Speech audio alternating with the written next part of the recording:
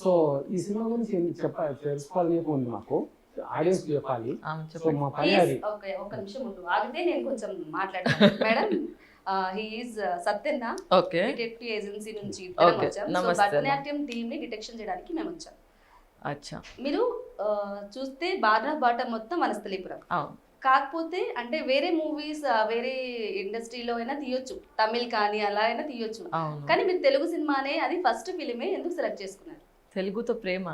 Okay, వనస్థలీపురంలో broad and బాటప్ కదా, so చిన్నప్పటి నుంచి తెలుగులో సరౌండెడ్ ఉన్నాను, సౌత్ ఇండియన్ ఫ్యామిలీస్తో సరౌండెడ్ ఉన్నాను.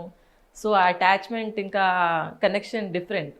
అందుకే ఒక తెలుగు సినిమా చేయాలని ఒక ఇంట్రెస్ట్ వచ్చింది. మొత్తం మహారాష్ట్ర, నార్త్ ఈస్ట్ ఇలాగ ఉన్నారు.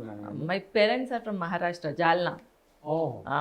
I am born and brought up here. My parents and my grandparents వాళ్ళందరూ అక్కడ నుంచి. వాళ్ళు అక్కడే ఉంటారా, మీరు ఇక్కడ ఉంటారా? నేను వాళ్ళతో ఉంటా. నా పెళ్ళి అయింది, ఇప్పుడు నేను వేరే చోట ఉంటాను.